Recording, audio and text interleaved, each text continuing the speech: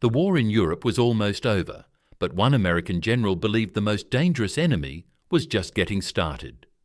In May 1945, as crowds celebrated victory and soldiers dreamed of going home, General George S. Patton stood in Germany, angry, restless, and deeply worried. He believed the United States was making a terrible mistake. He believed that within months, not years, America would regret trusting the Soviet Union. And he believed that if action was not taken immediately, another war, far worse than the one just ended, was inevitable. If you want more content like this, subscribe now and comment below. Patton tried to warn his superiors. He tried to warn President Truman's administration. And most importantly, he tried to warn General Dwight D. Eisenhower. But Eisenhower refused to listen. That decision would shape the next half-century of global conflict. George Smith Patton Jr. was not a man known for quiet thoughts or careful words. Born in 1885, he had spent his entire life preparing for war. He believed war was brutal, personal, and unavoidable. He believed history was driven by strength, not promises. By the spring of 1945, Patton was commanding the U.S. Third Army, one of the most aggressive and successful forces in Europe. His troops had raced across France after D-Day, smashed through German defences, relieved Bastogne during the Battle of the Bulge, and pushed deep into Germany. Patton had seen the German army collapse with his own eyes, and what he saw next frightened him even more. As American forces advanced east, they began encountering Soviet troops moving west. The first official contact between US and Red Army units occurred on April 25, 1945, at the Elbe River near Torgau, Germany. Photographs showed smiling soldiers shaken hands. Newspapers called it a symbol of Allied unity. Patton did not smile. He did not celebrate. He watched closely. What he saw was an army that was not exhausted, not disorganized, and not planning to go home. The Red Army that reached the Elbe was massive. It was hardened by years of brutal fighting. It was led by commanders who answered directly to Joseph Stalin, a man Patton deeply distrusted. Patton understood something many American leaders did not want to accept in 1945. The Soviet Union had lost millions of men, but it had gained something even more dangerous: total control of Eastern Europe. Poland, Romania, Bulgaria, Hungary, and much of Germany were now under Soviet military occupation, and the Red Army was not withdrawing. Patton began speaking openly to his staff in early May 1945. He said the United States had defeated the wrong enemy. He argued that Nazi Germany was finished, but Soviet communism was just beginning its expansion. Patton believed that the Soviets would dominate Europe if not stopped immediately. He believed that American and British forces, still fully mobilized and positioned in Germany, were in the best possible position to confront the Red Army before it was too late.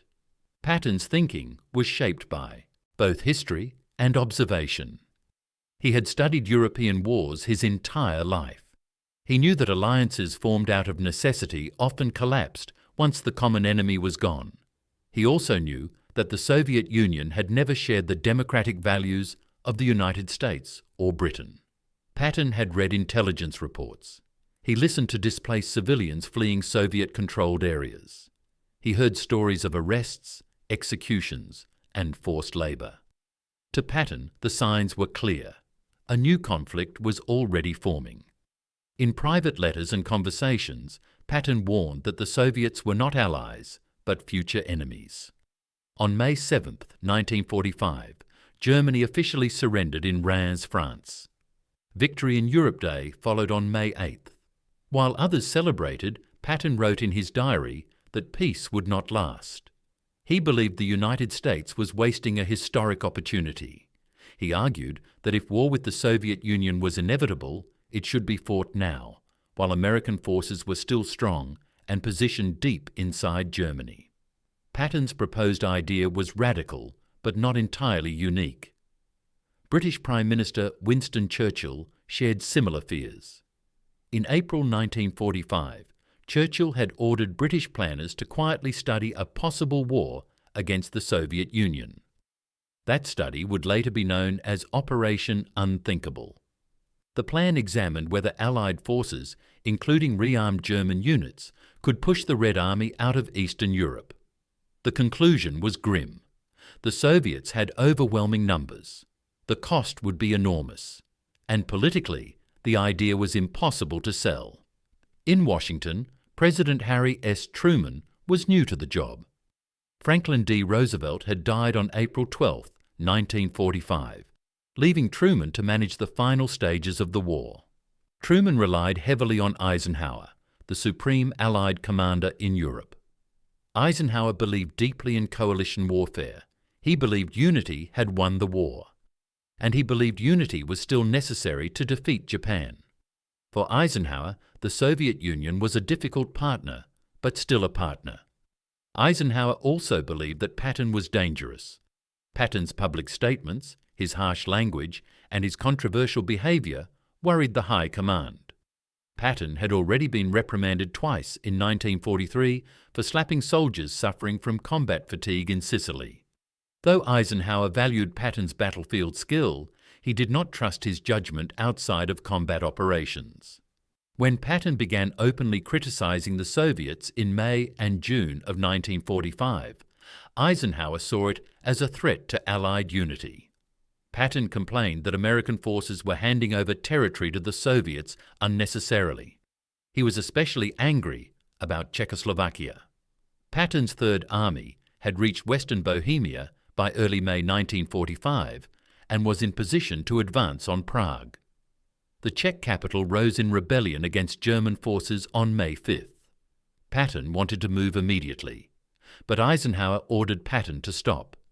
The Yalta Conference, agreements had placed Czechoslovakia within the Soviet zone of operations. Eisenhower did not want to risk a confrontation with the Red Army. On May 9th, Soviet troops entered Prague. The city was liberated, but it would soon fall under communist control. Patton saw this as a betrayal. He believed the United States had sacrificed millions of Europeans to avoid an uncomfortable conversation with Stalin. Patton's frustration grew darker as the weeks passed. He watched as Soviet forces looted factories, dismantled infrastructure, and transported entire industries eastward. He listened to intelligence briefings describing mass arrests of former non-communist leaders. He wrote letters to his wife, expressing fear that America was fighting the wrong war. He believed history would judge the Allied leadership harshly. On June 5, 1945, Eisenhower removed Patton from command of the Third Army and reassigned him as military governor of Bavaria. Officially, it was a routine change. In reality, it was a demotion. Patton was furious. He believed he was being silenced. His outspoken criticism of Soviet policy, combined with his refusal to aggressively enforce denazification policies, made him politically toxic. Patton believed denazification was being applied unevenly and dangerously. He argued that experienced German administrators were being removed and replaced by communists or inexperienced officials.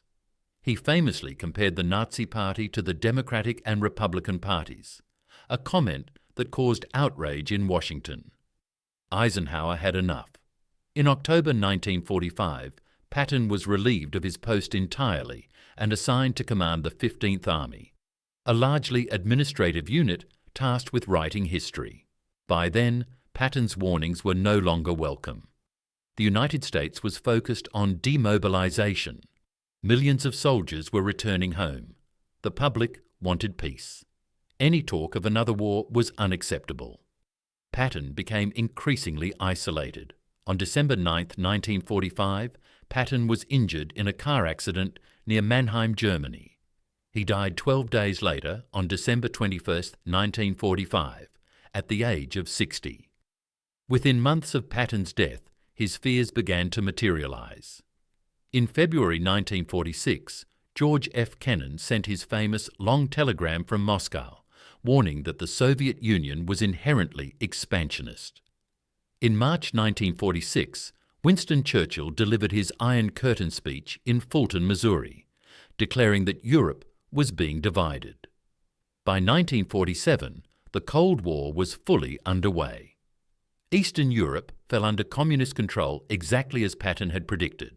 Poland, Hungary, Romania, Bulgaria, East Germany and Czechoslovakia became Soviet satellite states. Berlin was divided. NATO was formed in 1949. The Warsaw Pact followed in 1955. Korea erupted in war in 1950. Vietnam followed. The world entered a nuclear standoff that would last for decades. The question remains haunting. Was Patton right? Could the Soviets have been stopped in 1945? Most historians agree that a direct war would have been catastrophic. The Red Army had over 6 million men in Europe. American forces were tired, stretched, and politically constrained. The atomic bomb had not yet been tested. Public support would have collapsed. The cost in lives would have been unimaginable. But Patton was not arguing about ease. He was arguing about timing. He believed that if conflict was inevitable, it was better to face it before the Soviets consolidated power, before nuclear weapons entered the equation, and before Europe was permanently divided. He believed delay favoured Stalin. In that sense, Patton's warning was not about immediate attack, but about strategic reality. Eisenhower chose stability over confrontation.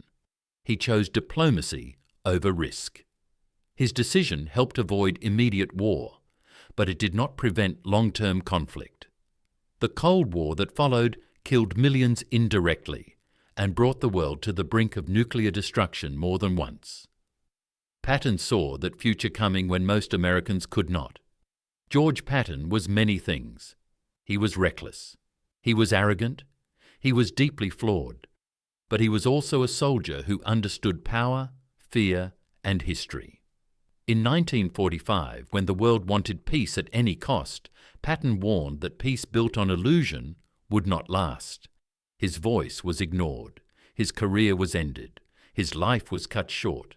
But his warning echoes still, not as a call to war, but as a reminder that victory does not always mean safety, and that the most dangerous moment often comes after the fighting stops. If you want more content like this, subscribe now and comment below.